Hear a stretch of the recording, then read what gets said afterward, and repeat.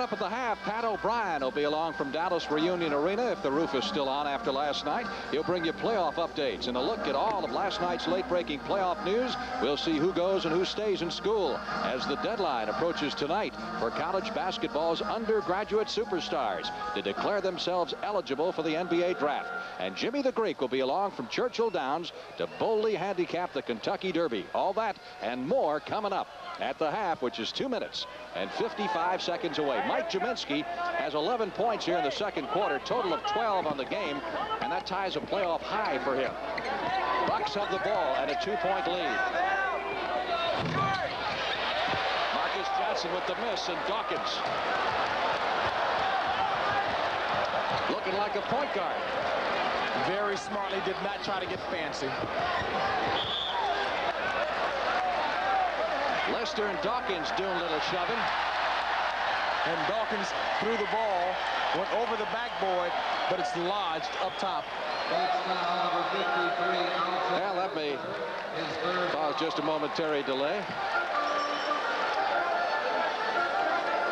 Frank, with Paul McKeskey out of the game for the Bucks, that hurts the Bucks because McKeskey was bringing the Nets big men away from the basket with his outside shooting, opening up the offensive rebounding for the other Buck players. Even though New Jersey is leading in that category, 11-4 off of the offensive boards, the Bucks were starting to hit the boards a lot better because of McKeskey's outside shooting.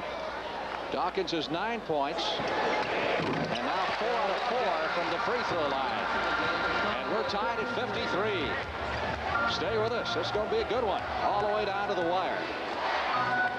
It's been the most physical of all the NBA series. Jaminski, interesting matchup. Marcus Johnson's going to try to take advantage of it. Jaminski needs to give him the outside shot. An illegal defense call. They called it on Michael Ray Richardson. The rule is that you cannot play an area. You've got to play your man. Now, Richardson was at least 2 or 3 passes away. Take a look at number 20 on the left side of your screen.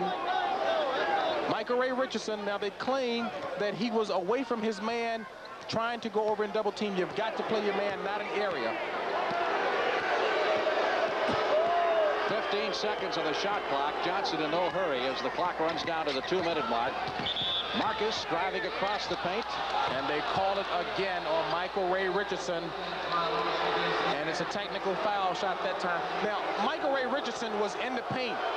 What he needed to do, he needed to have made his mind up as to whether he was going to go and double team or stay with his man. He got caught in the middle, and that's why the illegal defense was called. On Thursday night, the Nets had 4 technical fouls called against him, and 2 were for illegal defense. Watch Michael Ray Richardson, number 20 in white. He's in the lane. He's in between his man and the ball. He did not clearly make his mind up as to whether he was going to double team or stay with his man.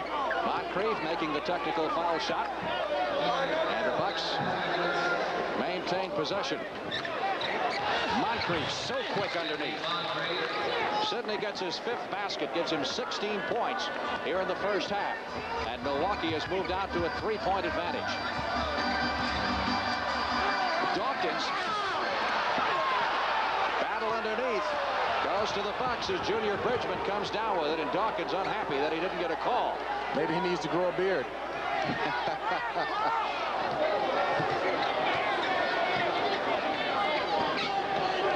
Bucks going to their half-court game here. Marcus Johnson on the drive, hits the basket, and Dawkins has picked up his 3rd foul.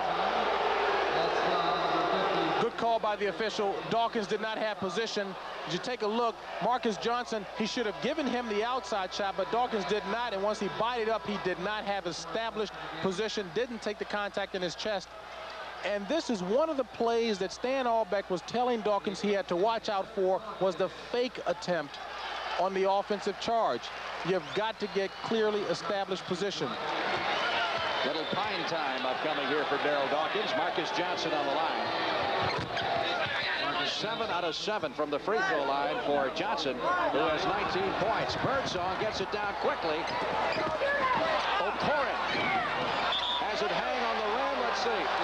No basket. Offensive interference. Jaminski hit it while it was on the cylinder, so it does not go.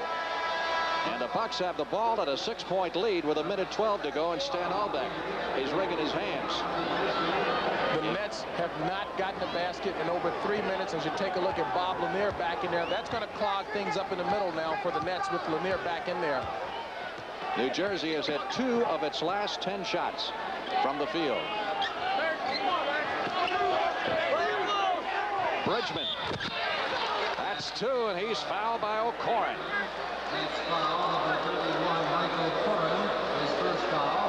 Nets are really starting to dig themselves a bit of a hole. They played so extremely well the first half. Going into the locker room, you do not want to go in there with a deficit more than 10 points. And this is exactly what they're trying to do. Junior Bridgman on the free throw line. 80% free throw shooter on the year. Frank, I'm surprised that Albert King is not back in the action. He played extremely well, filled the lanes well, and got the team sparked up. Haven't seen him in the last several minutes, and I'm a little surprised at that. Bucks have run off 3 straight 3-point plays. And the Nets can't buy a basket right now. Lanier gets that rebound, and here come the Bucks with 35 seconds to go. Dish off by Moncrief to Bridgman, and he rings the bell again. What a run here by the Milwaukee Bucks at the end of the first quarter. They moved out in front by 11 points in a game that was seesawing back and forth just 3 minutes ago.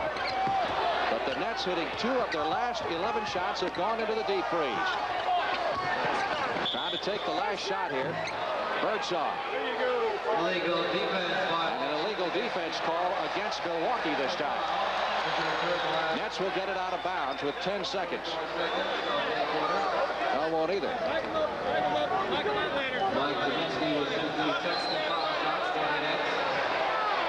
That's a technical foul. Is that the second time they got it? Yes, it is. Yeah.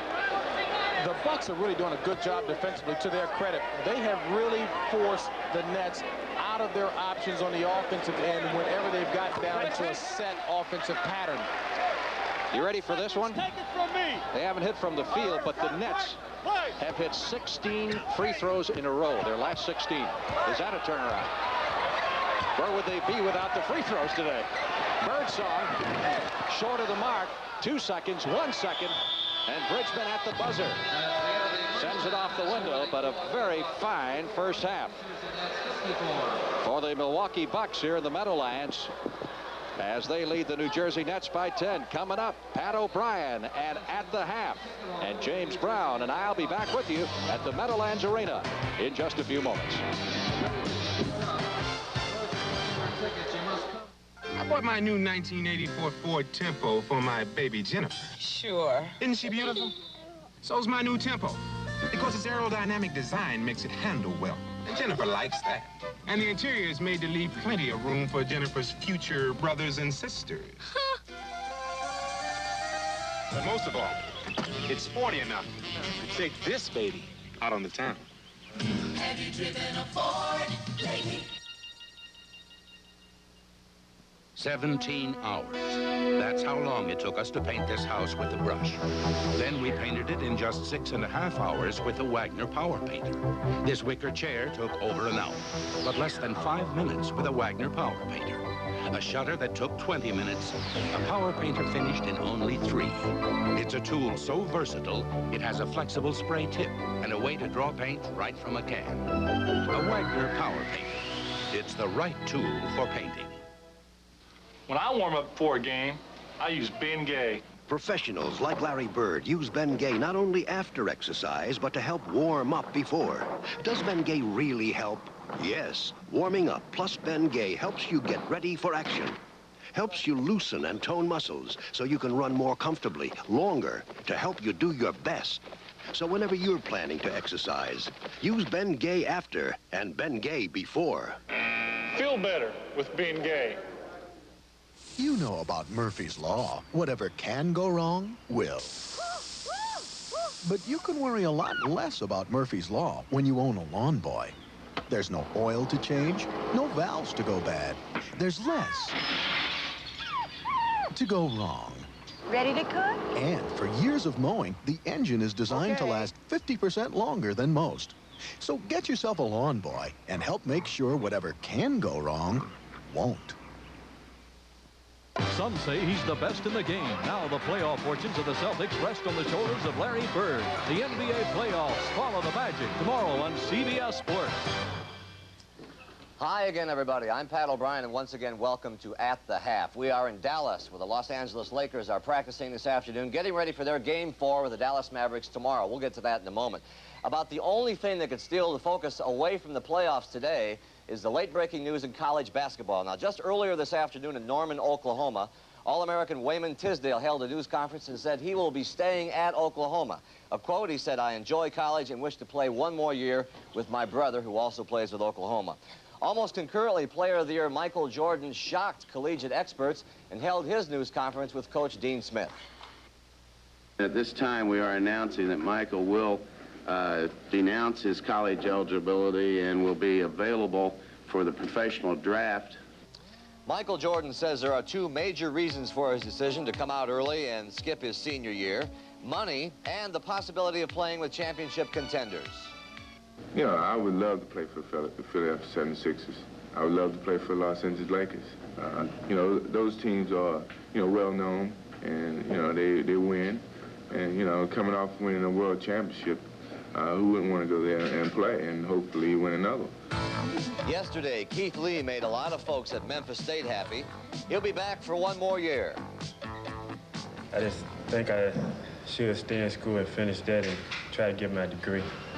Some not-so-household names like Wisconsin's Corey Blackwell and UCLA's Stuart Gray are entering the pros with reasons of their own. I don't hate this place, number one, but I've had a lot of hard times here, and I just felt that if I left, I could advance more than I could. No, we haven't forgotten Georgetown's Patrick Ewing. He'll probably keep us all waiting until the midnight deadline. We'll keep you up to date on that story today or on one of our broadcasts at the half tomorrow. Let's get back to the playoff. Now, the NBA playoff situation has changed, and it all happened last night. The big number was 3. There were 3 games played, and all were the third game of the series. Let's begin with what happened here in Dallas to a surprised but still spirited Laker team on our playoff update. This is what it's all about right now. NBA playoffs and everybody going wild. But it was Dallas going wild last night despite being down 2-0. Rolando Blackman got the Mavs off to a fast start, 31 points on the night, most all of them from the outside. The fans applauded a 19-point lead, but in the fourth quarter, Michael Cooper helped the Lakers close to within 7. But a 3-point play by Pat Cummings in the final minute clinched it, and the Mavs and the fans are finally on the scoreboard. They made a great commitment tonight. I don't think it was the fact we didn't come here ready to play. We were ready to play. We just ran into a team that played very, very hard and very well. We played as well as we can play, and we're still playing the Los Angeles Lakers. They're a great basketball team. We feel good about our win, but we're not crowing too much, I'll tell you that. Frank Layden's Jazz and the Suns even at a game apiece, but in Phoenix, the Suns' Larry Nance slammed in 22 points. But Walter Davis had 30 points and the spotlight. Well, Walter's hitting right now, so when he's hitting, we're going to go to him until he quits hitting. And when he's hitting like that, nobody can stop him. John Drew came off the bench to rally the Jazz, but in the end, Maurice Lucas took over, and the Suns now have a 2-1 lead. We got waxed. I mean, they played very well. They played good. You got to give them all the credit. Knickerbocker fans are always looking for somebody to give credit to, and last night, they found the guy, Ray Williams. Down 2-0 against Boston, Williams came off the bench and scored 22 points. And how about New York's defense? It came back last night, and they played as if this was their final stand. Had we lost tonight, we'd be down 3-0, 0-3 rather. And you really couldn't afford that against the Boston Celtics. And so we had to try to play as aggressively as possible. New York's big problem has always been Larry Bird. He showed why again last night with 24 points. While Boston made a late charge, the Knicks' Williams showed his team is more than just Bernard King. The series is now at 2-1. We figured we would not sweep the Knicks, but we have to win the next game, and they have to win the next game. It'll be devastating for both teams to lose. Tomorrow we begin on CBS at 1 o'clock Eastern Time. Big doubleheader, Game 4 of the Knicks and the Celtics at Madison Square Garden. And then some of you will see Utah at Phoenix, or you'll join us here in Dallas as the Lakers take on the Mavericks. Now, not all the running is being done on the hardwood. Later today, they're running the 110th Kentucky Derby. And when we come back, Jimmy the Greek will handicap the Derby for us. We'll be back after a word from your local stations.